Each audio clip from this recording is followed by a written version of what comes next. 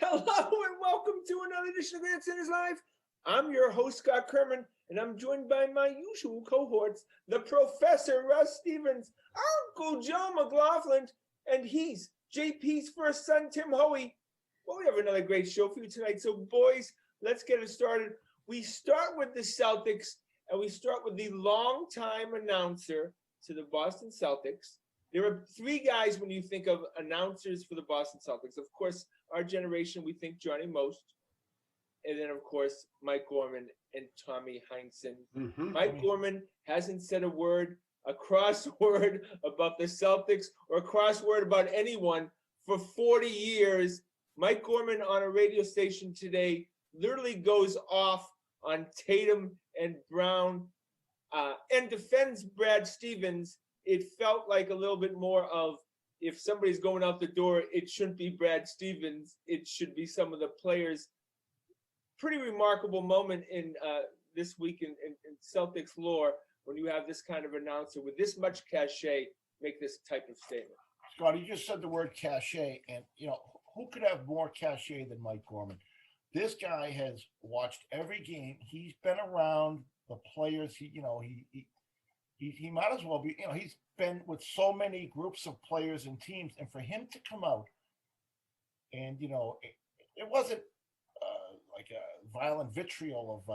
I don't know. He pulled no punches, Timmy. Well, in his way, he said it. You know what I mean? I thought it was pretty daring. Well, he wasn't like Stephen Smith, like going off yelling. No, but that's not his act. That's not his style. You know what I mean? That was pretty shocking, and it was pretty clear who he was talking about because he was naming names. Yeah, he named in. He didn't name Shemi Ojale or Tristan Thompson. Even he went to the two stars on the team and basically said, "Terrific players. I'm glad they made the All-Star game, but they need to start playing more as teammates as opposed to individual contributors." And he's not wrong. These guys are putting up numbers, they're performing, but the team doesn't seem to be playing very well. He called them selfish, Joe. He said they don't pass, and then he literally described every quarter. At the end of every quarter, Tatum just bounces the ball and heaves up a 30-footer.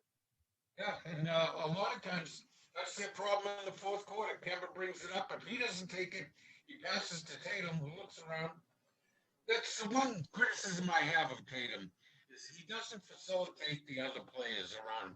He doesn't create opportunities for the other players. We always say Larry Bird made everyone else around him better. Jason Tatum, for all his talent, doesn't do that. Yeah, look, the fact is, guys, that this team could not make the playoffs at this point. They're really borderline whether they would even make the playoffs. That's pretty remarkable for the talent that they do have. How much responsibility does Brad Stevens take for this? Yeah, I was asking. I put that same question to a bunch of my friends on high school friends on a group text, and I said apportion the blame between Ainge, Brad, and the players and the star players, and I think Brad gets his fair share, but I think Danny's right with him. I find it hard that it's not 1/3, 1/3, 1/3 right now. I mean, it's a real problem because all three entities have not performed well. But this is the kind of thing, Russ, that you've said before last season. You were probably given the same kind of division of the pie. 1/3, 1/3, 1/3. Nothing's changed, but they did get their act together last year, and that's the hope of this year. Well, I would like to bring this up. How much of a factor is Marcus Smart not being in there affecting this team right now? I mean, when we talk about playing as a team and bearing down when times get tough, I mean, that's the Marcus Smart factor to me. Well, Timmy, we have enough of a sample size. Their record this year is significantly better with Smart than without him. And I think for all the horrible shots he throws up and all that, he is mentally tough. He's the kind of guy who in the fourth quarter of a game is going to provide some mental toughness, because right now they're just soft at the ends of these games. But they're rudderless as far as leadership, Joe. Oh, I agree. I mean, Brad should stand up and take a stand sometime. They're the worst, not one of the worst. They are number 30 in the NBA in fourth quarter efficiency. That's right. 30th. Yep. So my point was, and Timmy, I'm going to give you your props here. My point was, in the NBA, the best player is always the leader. It's just historic. But in this case, I wanted Tatum and Brown to step up in the leadership role. They're not qualified enough, clearly, right now to do it. That's where Marcus Smart must stay on the team, and it's Marcus Smart's team. You know, I've said it before. There are guys who are born leaders, and they don't get up. It's not always the rah-rah guys. It's the guys who, it's the guy that will jump, that you feel like will jump on a grenade to save you. And that's the feeling I get with Marcus Smart. Like, he will do anything for that team to do better. That's the vibe I get from Marcus Smart, and that's the guy.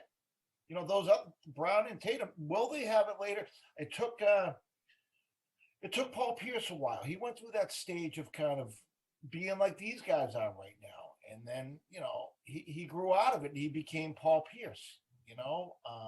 These guys are not Paul Pierce yet, Russ, is Marcus Smart Brad Stevens horse whisperer, dog whisperer? He could be, a good coach has that guy in the locker room who's somewhere between a whisperer and the muscle, right? Yeah. You need the muscle. You need to go, and it's possible they're missing that. I think in terms of leadership qualities, Jaylen Brown has them. I do think, but he's also not the best player in this team. We're not considered to be the best player in this team right now, to your point, Scott. So it's going to be very interesting to see how this sorts out. And Joe, the third best player on this team, Kemba Walker, personality-wise, Kemba looks like he's never had a bad day in his life, and win or lose, he's going to be okay with it. He's not the kind of guy that you want on a max contract with a team like this. And his performance this year has been very disappointing. He's always all team, my teammates this, my teammates that, my guys, but geez, his play does not translate, and his shooting's been worse. Oh yeah, he's been,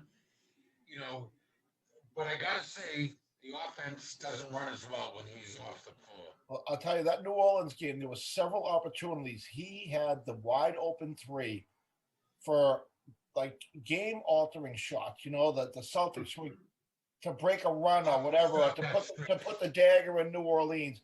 And those balls looked like they went halfway into the hoop, rolled around, and came out. And then he really missed on a third one, I believe. But he had two that looked like they were halfway down in the bucket and they came out. This league, you live and die by the three, and he's dying by the three right now. But also his signature move where he puts a fake on someone and shoots a 10, 12-footer. He was money last year, never missed. He hasn't made one clutch one. He's had the open shots. Yeah. He's had plenty of open 12-footers, and he's missed every one of them. Well, there's another guy who's missing a lot of two-pointers, and that's Tatum, too. Which goes to there's a problem with the offensive system on this team right now, right? We can sit here and say they missed open shots or they're missing shots they used to make. The fact is, the worst shot in the NBA right now is a contested two. That's outside the lane. And we've got two guys on this team, our best player and our third best player, who take a lot of contested twos. Yeah, that's exactly what you want defensively, is guys taking 18-footers. Right. Yeah, absolutely. Fading away. They create the separation, then fade away. It's the worst shot in the NBA, statistically. And you can understand why the Mike Gormans of the world are criticizing Tatum and Brown, because the fact is that you have received remarkable contribution from guys like Tice, from guys like Williams, guys like Pritchard. These are people that players that have played much better than we expected this year. And this should have brought them to the next level, and it's actually brought them down. Can we talk about Rob Williams for a minute here? Mm-hmm. Yeah, I'm loving him. Yeah, I mean, I can talk. I'm a size guy, and he's what I dream about. That guy is contesting every shot down low, and he's even blocking some threes. And there's a bouncing ball up there, and when he's out there, we're gonna get it. Well, look. He really shined in the playoffs last year, especially again in the Toronto series. I felt like Brad Stevens didn't play him enough in the Miami series, and that may have cost them Yeah. a trip to the finals. Brad Stevens is finally figuring out how to use Rob Williams, and that is to play him. Yeah. Well, wasn't Rob Williams hurt in that Miami series? The hip was bothering him. He was, yeah. Look, I think no matter whatever Danny does, and he's got a lot of things he needs to do, he's got some decisions to make. I hope one of the outcomes is to create space for Williams to play more, right? Because developmentally, we've been all talking about Clint Capella as being, the ceiling for Williams, and for him to get to be Clint Capella, he's going to need to start playing 25 minutes a night, night in and night out. And right now, there's a logjam. And by the way, all three of those guys have value. Tice has been terrific, and Thompson's definitely played better the last couple of weeks. But right now, unless you can play two bigs at once, Williams is not going to get more than 18 minutes a night. Well, it's not out of the question. He's on a minutes restriction. Yeah. A couple of weeks ago, that his minutes were restricted because of it. That's a good point. Who do you feel better? Who do you feel better when you're looking like at who's out there? Do you feel better when Williams is out there or when Tristan's out there?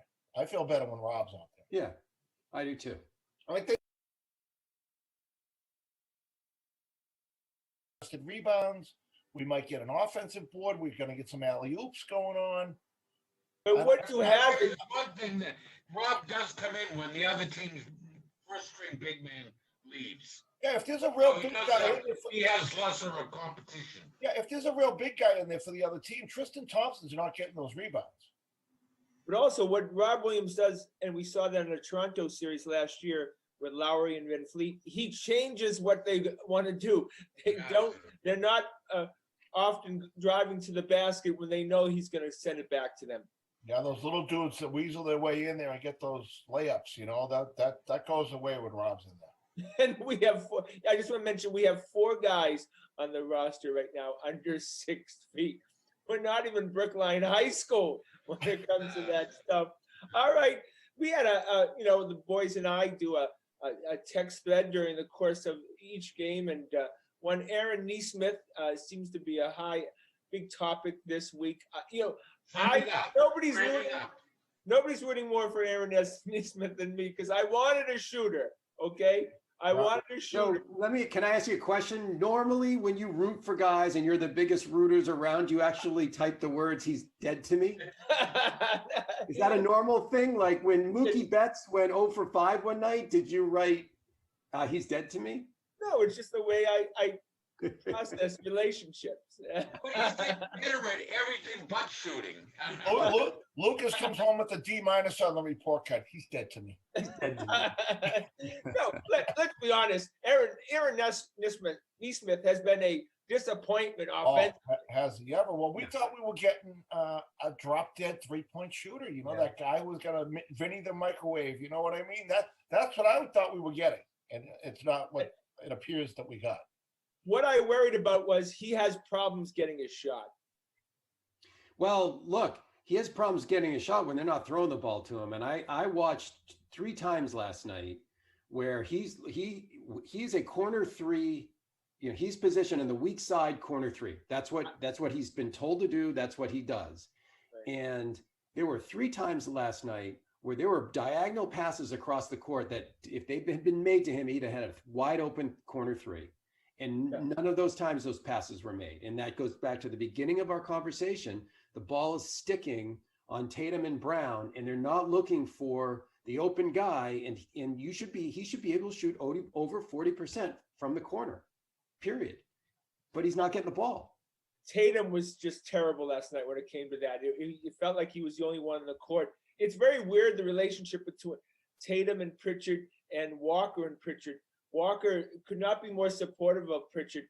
Tatum is constantly yelling at Pritchard. And what he's yelling at him at is, when you get past half court, give me the ball and go away. Yeah. And it's a good relationship with Rob Williams, though. You know what I see with Paul Pierce? Paul Pierce gets the ball, and he says, I don't care what defense they throw at me. I don't care. I'm taking the shot. No matter what happens, I'm taking the shot. And the thought of passing the ball, it's like being a Hun in hockey. You know, I'm taking the shot. I don't care if they triple cover me. I'm taking the shot. Okay, we've asked this question to you guys a lot, and I know Timmy wants a big guy, but what position do we need the most right now? Do we need a wing? Do we need a big guy? Well, my choice has been with Rob getting more time. My desire for a big is diminishing a little bit. So we just need a guy. I think it's a bigger wing, right? And somebody who can potentially start. If you can start that, you can start him. You move Tatum and Brown down. You can bring Smart off the bench, which is where he's best. I think you need a really good wing player. Period. Yeah. When we I saw don't want anybody who's shorter than 6'5". No, the Atlanta game we saw with Capella and Collins. I'd take either one of those guys. Oh yeah, no, I mean, but honestly, I'm with Tim. Like you have essentially a Capella type player. We do not really have a huge problem at center right now, because any big that you're going to bring in to play against Embiid is going to not be playable against 80% of the other players and teams in this league. We have three guys that can match up against different guys. Right. Tice against some guys, Kristen against others, and Rob against others. We can match up. It's the wing, like you said, and preferably about 6'8", 6'9". Yep. Are we Get inside a little too. are we delusional to think that they are 2 players away from competing for an NBA championship this year? You know what shocks me, Scotty? Every team they play against has a superstar. You know, we played New Orleans. They got that kid there who's a freaking bull in a china shop. No, it was the other kid from the Lakers that was the best kid out there. Yeah, but I mean, you know, it doesn't seem like there's any walk in the parks these days. You know, everyone you're playing seems to be competing. No, I mean, listen, there's a lot of good players in the NBA, absolutely. yeah. But we, in theory, 500 have best players in the world. we have Yeah, 2 look. all-stars in theory. You asked the question, Scotty. Are they? I don't think they're 1 player away. I think they're 2. I don't know if they can get 2. You know, and obviously Smart. You know, if you figure Smart and another like legitimate wing, a Harrison Barnes type or Oh boy, whatever. Larry Nance. However, if you were to Kemba, say, if bring Kemba Smart in and one of those guys, can they compete and get themselves into the Eastern but Conference is a Finals? huge part of this Kemba Walker not being Kemba Walker right now. And that's the other piece of it. That's a gigantic part of this right now. He's not the guy. We thought he was going to be like 85% of Brown and Tatum, and he's playing like 35% of Brown and Tatum right now. He was supposed to be that guy who could, you know, one of the 3 guys that could take the shot at the end of the game, and you had a high level of confidence that he was going to make it. And he's not that guy. He's not even close to being that guy. Yeah, ultimate failure. All right, we got to get off the Celtics right now. We got to go to the New England Patriots. April 29th is the NFL draft.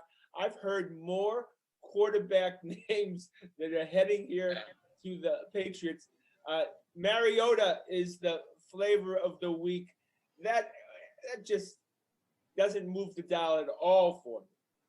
It's all smoke screens. It's all smoke screens. The reason why I'm laughing is I can just imagine in like game 6, the vitriol texts that Scotty will be sending about Marcus Mariota.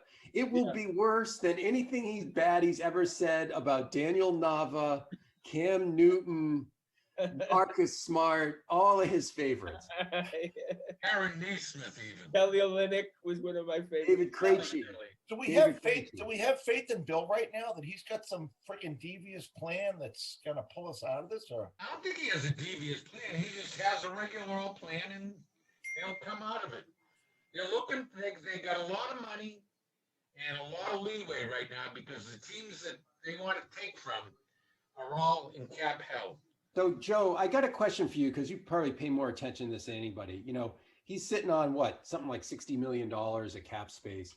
You know, do you see him going out and signing a bunch of middle-class players, like really just bringing it out? You know, because look, when they've been great, they've had a really strong middle class on this team, right? Yes. That has gotten them through a lot of tough situations. Do you see him using that to sign a bunch of middle-class players or stars? Well, there's going to be at least 1 or 2 stars because he's going to want to sell tickets. Remember, coming back to a season where no one went last year. Everyone got used to sitting at home. It's a lot easier than wasting the whole day down there in Gillette. He's going to have to sell tickets, so he's going to have to make a splash. Where he makes the splash is beyond me. He would like to make it on defense, but I think to sell tickets, you got to do it on offense. Yeah, I hope it's not the Tyler Efforts of the world. You know, No, he'll try to get. He'll go for something like Chris Godwin, because they'll stick it to the Buccaneers, because they've been poaching them. They were tampering with James White the other day. Brady's inviting James White down. Because he wants him to play there. He can't be doing that. That's tampering. That's poaching. You just got to leave the other people's players alone. Godwin would cost a lot of money, Joe. He would not be cheap. He'd be top dollar. Yeah. Well, you wonder is every year we'd win the Super Bowl, half our team would get poached. So Tampa, everyone's buddy in the parade. You know what I mean? But then it comes time for the money to talk, and these guys have a limited career, and they got to take it when it's there. So. Oh yeah, when it comes down to it, they got to go for the money, because most NFL players don't even get to the money contract. They don't make it through their rookie contract. If they do, they got to take the money. Well, I don't want Mac Jones under any circumstances. It feels like a Daniel Jones thing. So I'm saying that out loud right now, and I don't want that skinny little wide receiver from Alabama who is so fragile. He looks like Kemba Walker. Look like guys, we all know they're going to use that pick to take some defensive tackle. Like, we all understand this, right? Who would think so? Or a linebacker. Or a linebacker. Like, we're not going to get any sexy. Hightower's replacement. Yeah. Exactly. So I think you're right, Russ. I think it's going to be a lineman, because he usually doesn't take linebackers in the first round. He's going to take some big, like Ty Warren. Well, if that tight end from Penn State should manage to make it to 15, he's taking him. You mean Florida State, Pitt? Florida, yeah, Pitt. Pitts. Yeah, I don't think he's lasted. Yeah. Oh my God. If he lasted, he would jump all over him. Yeah, he may even trade up. He may surprise and trade up to get here. If he gets close, he'll trade up a couple spots. But he's more likely to trade out in the first day. All right, Russ is shaking. Oh, you don't even think he's going to draft? No, he's not trade. We're not getting any sexy picks. We're not getting Kyle Pitts. We're not getting a receiver. We're not getting a quarterback. We're going to get a defensive tackle, or he's going to trade into the 20s. You know what, Russ? That might be the right thing to do, because that's how you build. No, it's not. No.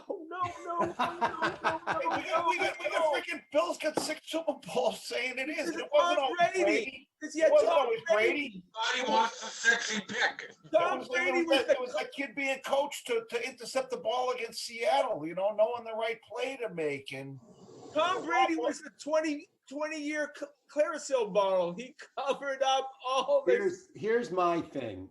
That what they need to do, whoever they sign in free agency and whoever they draft, they got to get faster. They just have to get faster on both sides of the ball. There's no friggin' team speed on this team. But it hasn't. You've been saying that for a couple of years, and they haven't. Oh my God. Well, I think they'll be faster next year just by all those rookies playing last year with all the opt-outs and everything. Yeah, they'll be faster because they'll know where to be next year. Okay, well, I'm going to just say it every week. The guy who should be the starting quarterback for the New England Patriots should be Jimmy G. Jimmy G. And that's By the way, now if you were to vote, when we do this every couple of weeks, who do you think is going to be the quarterback next year, Timmy? Starting quarterback. Jimmy G. Joe. Didn't hear you. I could read his lips. He said Jimmy G. Scotty. Jimmy G's going to be the quarterback. Yeah, I think he's going to be the quarterback too. Yeah, but Shanahan owes him. He owes Bill Belichick because he gave him that deal, and now Shanahan soured on Jimmy G, and so he needs to give him back second round pick, and we'll call it a day. Joe, we can't hear you right now on your audio. So we'll go to the Boston Red Sox, and I have to be honest with you, Heim Bloom is starting to grow on me. So really, I just feel. Look, the fact is, Russ, that he was just terrible in the interviews the first few months here. It was almost like he was incoherent. I didn't even understand what the hell he was talking about. He seems more relaxed in year 2, and he seems to be able to communicate more with the fans that he did last year. And also, he's starting to have more control of the team. Well, you're a good judge in these things, so I think you're probably right. He's probably just more settled in and comfortable in his own skin, and has probably, I look. Everyone knows he was forced to make those initial moves last year in trading bets, and now he seems to be doing things in his own accord, and that makes all the difference, right? Yeah, and a guy like Verdugo could be a star in this league. Yeah. I mean, there's and then if one of the other guys, the Jeter Downs or the Connor Wong, become a contributing Major League Baseball player, then that wasn't a bad deal. Oh, too bad we don't Here get you Joe go. on this. Oh, If you look at microphone. what the Rockies got for dealing Arredondo, it makes the Betts deal look pretty good. Yeah, and that's we always paint the picture that you got to go really heavy in these deals to get these guys, and a lot of these deals, especially in the NBA during the season, Yeah, aren't that heavy in players. yeah. People are not willing to give up young players no matter what. Hey, so I'm interested. Where do they stand on the salary cap now, the Red Sox? They're under the penalty. I mean, way No, under? yeah, Are they they're under the fairly penalty, right? Under- Yeah. How many people are we still paying out there wandering around the world? David Price, I think we're paying what, 16 million or something like that this year. Yeah, This year. no, but we didn't pay him at all. I should have practiced my batting skills more. I'll tell you that. But we didn't pay him. Wait, we didn't pay him last year because he opted out. Is he pitching this year? Yeah. Oh, How he is? about the Panda? Are we still writing the Panda checks? I No, think no. we're out on the Panda. We're out on Rusney Castillo. Yeah, right? that's a big Finally, one. we're out. We're under Manny. Not Manny. Andy Ramirez, we still paying him? Manny Ramirez. We're out of them pretty much. And well, we're stuck with Dusty for what? 2 more years? 2 One more more years. Well, they probably bought him out though, Scotty. I don't know how much is on the contract, but they may have bought him out. Yeah, maybe maybe gave him a little discount and stuff, right? So they let him. What was the highest we were sending checks out? Does anyone know our peak that we were paying people not to play for the Red Sox? Like the grand total? Not to not play for the Red To Sox. not I play bet for the it was Red Sox. Over 60 million. Would you say, Russ? Oh God, yeah. I mean, they're at the peak. Timmy, you're right. I mean, Panda. It was horrible there. Castillo paying him to play in AAA. I mean, Alan Craig. Remember Alan Craig? Oh my God. I mean, they're just guys that collected checks, and I didn't even remember they were on the roster. Had no recollection of Alan Craig whatsoever playing for this team. Oh, I've never heard that name in my life. I got to be honest with you. Yeah, no, I remember it was like a big deal at the time. Yeah. No, I mean, we're talking about like 8 million for like 4 years, and he just sat there in Pawtucket happy as hell. Yeah. And Yeah, I don't think that they're going to try not to do that in the high and bloom. Can't hear you. Yeah, they're going to try not to do that in the high and bloom administration. So, hey, look, they are getting a little. Looks like their farm system is showing signs of life again. So we all like the young kids, right? Don't we? Yeah. Don't we love it with the young kids coming up? You do love it when they say we have a good farm system and it's promising. It just gives you some type of hope. You know what I mean? Yeah. And the fact It really stinks when they say you have the worst farm system. That's not a good feeling.